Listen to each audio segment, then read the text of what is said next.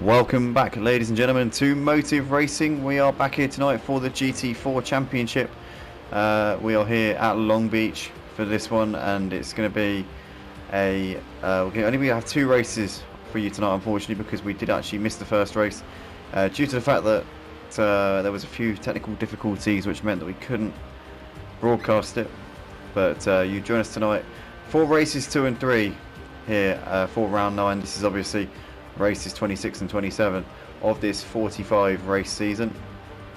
Long Beach is 1.9 miles, located in the city of Long Beach, actually in California. 11 turns. The lap record is a 105.3, which is held by Colton Herta in the 2022 Dallara DW12, which is obviously the standard stock IndyCar that all the teams use for the series. And Long Beach, obviously, Ian, you've got a bit of history as well for us. So have you got it to hand? Are you ready to fire it off? Or cool. Over to you, mate. Right, well, the very first race held at the Long Beach circuit was 1975. It's primarily used for the IndyCar series, which was first held in 2009 over a distance of 167.28 miles. That's 268.2 kilometres for those that use that format. It totals up to 85 laps throughout the entire event. The very first Formula 1 race held at the circuit was in 1976 and was won by, I'm not going to try and pronounce his second name because he's Swiss. I can tell you it was a Ferrari 312T with a lap time of 153.1, sorry. John Boy just misses out on pole by 200ths of a second in. Oh, look at that, Mike has just blitzed it at 122.2. Oh, that's incredible. He has laid down a marker there. John Boy's going to have to absolutely pull one out here on this final lap of this session here, but Mike's also started another lap. Sorry, mate, I'll let you carry on. You're fine.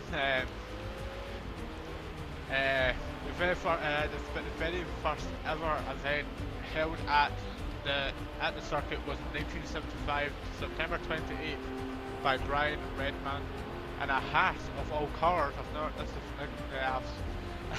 I've never heard of a Haas ever winning a race before. No, things change. The chassis was a Lola with a Chevrolet engine back when they were using the Goodyear tires. That in particular race was 50 laps long and recorded a total distance of 101 miles. Which isn't actually that long, but obviously with the average speeds they were doing, I mean, must be considered. Oh, John Boy spinned it out the final corner, tags the wall on the inside, which I know from experience is all too easy to do. That's going to compromise his final lap. Does Mike's improve on his 22.2? That's the question. Over the line he comes. He does by a tenth of a second. Not major difference there for him though.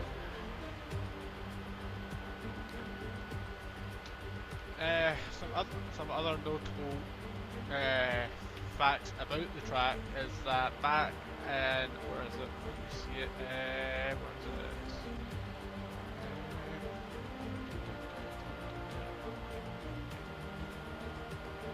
is it?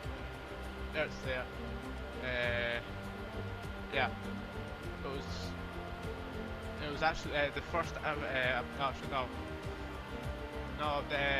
John Watson holds the Formula 1, at least for this track. He actually holds a record for the most ever starting position for a race winner, consisting of 26 cars on the grid. He started 22nd and won the race. Wow. And his next closest competitor for that record was Nicky Lauda that race, and I believe he started 23rd and finished second. So they both gain the same number of places? Yes. That's crazy. It really is, yeah. Around a track like this, where you would expect it to be one of the worst tracks for overtaking, although saying that it's pretty wide, But yeah, I suppose it must have been a case of survival, mustn't it? Stay in it to the end. Must have been one of them. You would think. In that situation, it would just be keep it on the road, don't pin it into the wall. Yeah. And you might have a chance. The Long Beach Grand Prix circuit was actually an idea of someone from, of all places, England. No way. Chris Pook was actually a former travel agent from England. He actually took inspiration from the Monaco Grand Prix to build the circuit. Monaco is the root of all street circuits, I think. But here we are, lights coming on at the head of the grid. We're about to go racing for the second race of the night, the first one broadcast here tonight. And Mike gets a fantastic start off at the line as Cobb there is just moving slightly alongside John Boy. John Boy actually has got to move down on him up into second place. In the background, we've got Park Pooper just ahead of Aussie as Craig's looking to try and poke his nose in as well here into turn one. It's a tight turn one. It's a difficult one to negotiate. Looks like we're all through safely though, and Mike's still leading ahead of John Boy with Cobb there in third place ahead of Park Pooper Rex. There's Aussie ahead of Diabetic Lamb, followed by Craig with Doris Steer, Smoky Devil, as we see Big Blue just giving Pot the Brown a bit of a tap in the rear as they came through the fountain section. But everybody's clean through the first few corners. A very, very tidy first few corners here. Really, really nice to see everybody respecting each other and giving each other the room to race. Oh, somebody's in the wall. Somebody's dropped it there on the exit of the right-hander after the fountain. That's Craig there who's in the wall and down to 11th place here. So it's not been the start that Craig would have wanted at all. But Mike's still leading ahead of John Boy for the time being with Cobb there in third ahead of Park Pooper. There's Diabetic Aussie followed by Doris ahead of Smoky Pot the Brown. Big Blue completing the top 10 there. 5 seconds covering the top 10, and then Craig a long way off. Your voice is lagging. Your mic is lagging really badly. What about now? Your voice is it's still all over the place.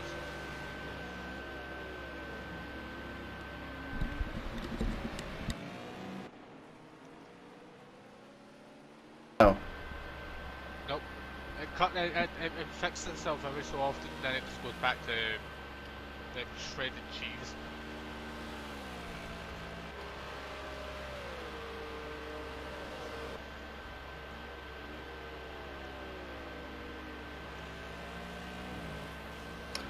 Mike's still leading by just under 2 seconds at the moment. Cobb there is keeping himself actually quite a long way off, to be fair. Mike seems to be doing what he did in the first race. John Boy's made a mistake. Oh, it's Diabetic Lamb's also gone off there. As Diabetic Lamb puts it into the wall. In fact, he's rage quit. So Diabetic Lamb out of the race. Yeah, and John Boy was running in P2 and he's dropped down to 4th. So he's obviously made a mistake, which we didn't see. He's now behind Park Pooper, who's in the final podium place. You've got Smokey there in 5th ahead of Pot the Brown. There's Big Blue, who's a little way ahead of Craig with Aussie on the back of him, and Doris Steer running in P10 at the moment.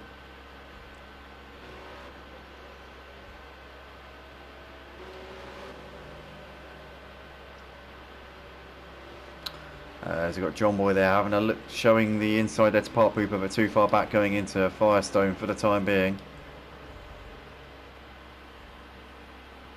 And Mike out the front, extending his gap over everybody else. But John Boy looking to try pile the pressure on Park Pooper, and Park Pooper doesn't get a good run there coming out the final corner.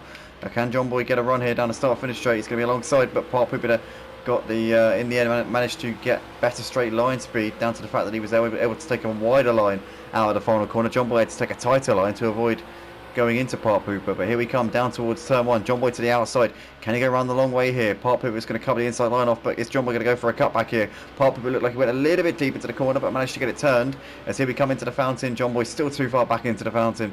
Park Pooper holding on to third place, but in the meantime, Smokey closing on these two whilst they battered it out. It's bringing them into that battle for the podium places here.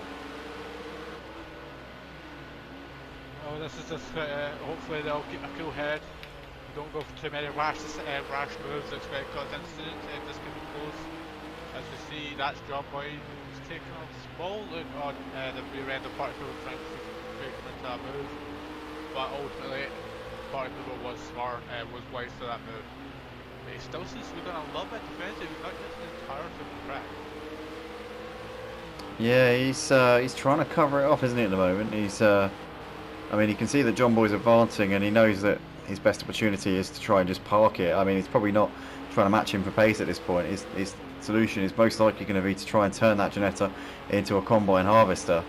or a tractor, but John Boy is currently getting closer to him here as we come out the final corner, and John Boy once again with a bit of a compromise run out that final corner. That's really hurting him here. In the meantime, it appears that Smokey's dropped off of them, so Smokey's made a mistake and has dropped behind Pot the Brown and Big Blue. Smokey down to 7th place, has got Ozzy and Craig not too far behind him. There's Thoris running in P10 at the moment, as my throat just decided to give up there. But John Boy's still on the back of Part Pooper here, going through turn 1, and still can't find a way through into that podium place. He's currently 10 seconds off of Mike, and Mike is just loving life at the moment, lapping into 122s in the race. In the race. That's it. We have to have some serious discussion with the FIA about further participation of that BMW next season. As I said earlier on, BOP needs to be brought into effect with this, Mike. This is not good enough, okay? Severe ballast for anybody carrying that BMW. I'm telling you now, 100 litres for anybody driving in that BMW. I'm joking. The BMW, it's not a BMW, it's that Mike is just an incredible driver. He was struggling in the first part of the season. Doesn't it feel a far cry away now when you think back to the early part of the season when John Boy was winning the races at a canter, and then and now you've got Mike just turning up. All he has to do is turn up by the looks of it at the moment, as he's round the outside of Cobb there into the final should I say, into the final corner, and John Boy there moving himself through up into the final podium place. He's got a few seconds up the road to Cobb, who's running in second. Can he now go after him, or is Part Pooper going to try and come back at him here and put him under some pressure? Part the Brown still running just ahead of Big Blue at the moment as they're going over the line to start lap 5 of the race. Smokey there, P7, has got Aussie on him as well. There's Craig and Doris Steer running in P10 at this point.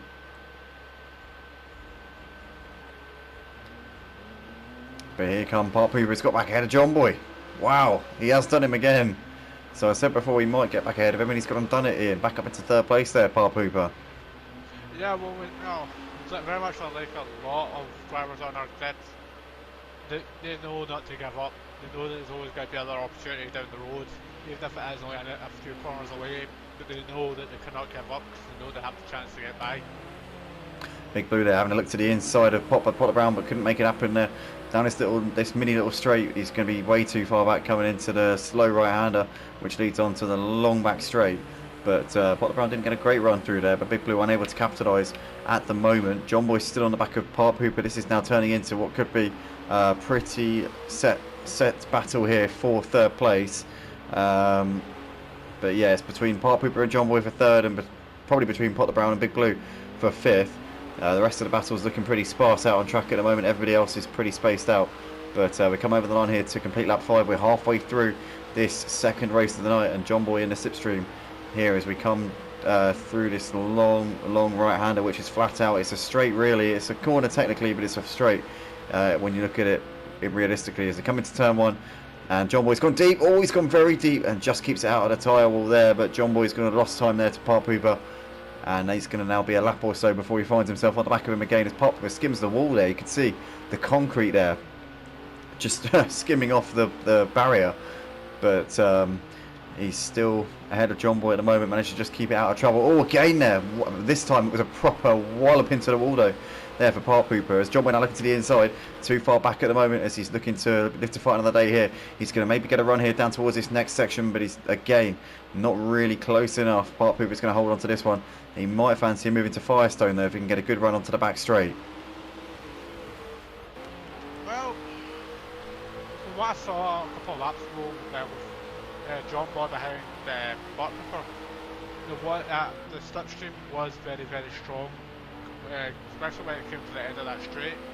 So if he can stick in the back of that car for as long as possible, then I have a feeling he'll have a good chance. Oh, it's John Boy wobbling, but Part Pooper even more tentative there as he came into that final corner. But still, John Boy not quite close enough. But I tell you what, he's a bit closer than he has been over the last couple of laps. Maybe he might fancy the opportunity this time around. Is he going to look to the inside into turn 1? Is he going to be close enough to send it? Again, I think not. He's not quite in range. He did, yeah, a little bit.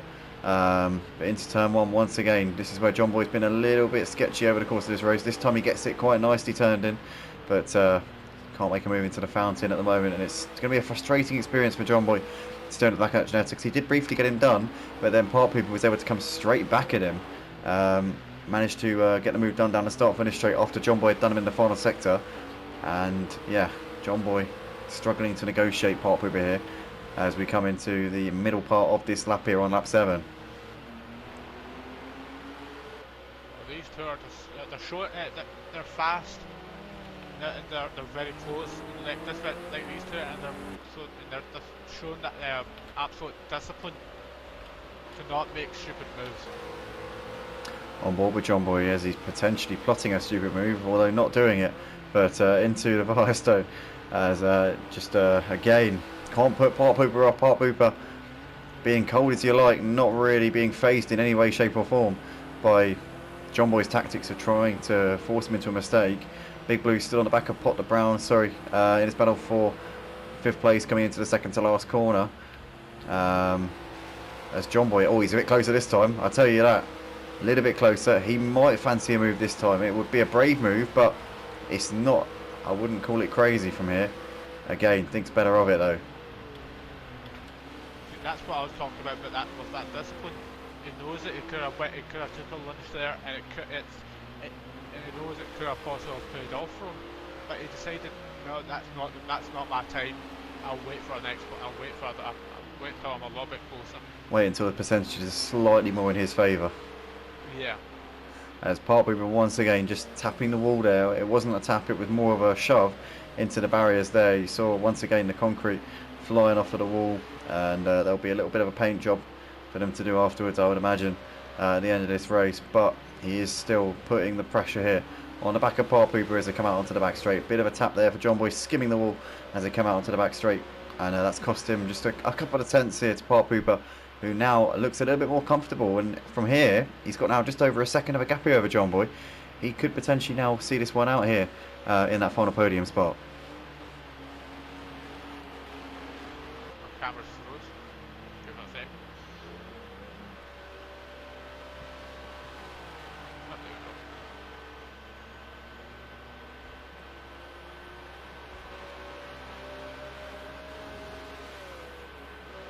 What's happening? He's still back now. What he normally is. I mean, he's struggling to get ahead of Park Pooper. Park Pooper's not a bad driver. In all fairness, he's got some pace, but I think maybe the frustration is kind of getting to him now, and I think he knows clearing Park Pooper is the summit of his ambitions here in this race. There is no viable alternative in this race other than scraping a podium. So maybe he's just backing off for a bit, a lap or so, just trying to cool everything down for one last attack, maybe right at the end. Could be sort of gearing himself up for one last effort, maybe. Well, it all depends on what tyres these guys are running. If they're going to be running, the harder tyres or the softer tyres, it all depends on what. Obviously, it all depends on what downforce settings they have as well. Yeah, it certainly does. It will have an effect on tyre life for sure, but we can see Park Pooper and John Boy still going at it here for 3rd place. Big Blue's still got Potter Brown over the back of him as well as they come to the end of the back straight, and Potter Brown's still a little bit too far away.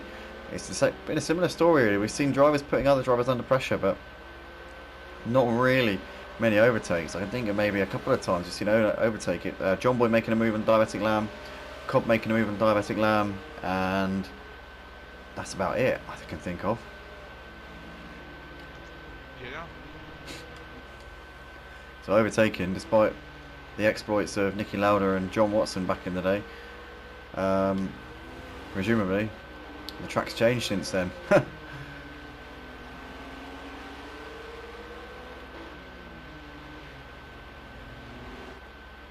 But nonetheless, Mike coming into the final few corners here of this second race of the night, and he's got a 12-second lead. Not quite as exemplary, or rather as dominant as he was in the first race, but nonetheless a sizable gap as he comes into the final corner. It's going to be 2 from 2 so far for Mike. I would not bet anything against him on making it a 3rd win in the final race of the night, but here he comes up towards the line. Mike yet again standing on the top step as he's slowing it down and he's showboating here. Mike is absolutely rubbing it in. Credit to him there. I tell you what, that's respect for that. Got to give respect where it's due. Cobb over in P2. There's Part Pooper here, just ahead of John Boy. As they're coming up towards the line, it's going to be Part Pooper who... Oh, is he going to hold on? John Boy's alongside him. Oh, it's going to be close. Part Pooper's going to get it. Third place for Part Pooper. John Boy fourth. He just clings on there by the skin of his teeth. That went all the way down to the final few metres there. They were side by side over the line. But Pot the Brown is going to bring it around for P5. He managed to get ahead of Big Blue on the final lap. So Big Blue there takes P6. Craig is just coming into the final section now. It's going to be a 7th place for him. Some decent points there in the end for Craig. Just ahead of Smokey. Aussie has had a scrappy night so far. Hopefully he can get on top of that for the final race of the evening with the reverse grid. Obviously he'll be starting near the front. But Craig 7th, Smokey 8th and Aussie Alvey will come over the line to finish this one in P9.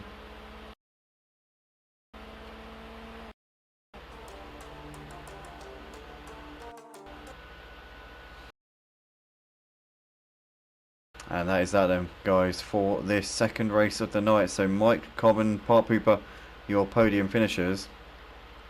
Obviously, to those of you who are watching this on Thursday night, no, Wednesday night, hopefully. Hopefully you are enjoying. And apologies for not having the first race broadcast. Unfortunately, we had some technical difficulties. But this one and the final race are both now uploaded. I think the second one will be premiering in a second. But yeah. If you are enjoying, please do drop a like and subscribe to the channel as well. If you're watching for the first time, be sure to go to www.motiveracing.com and you can join our Discord and become a part of the action. But yeah, we'll be back for check out the next one because it's premiering in a second.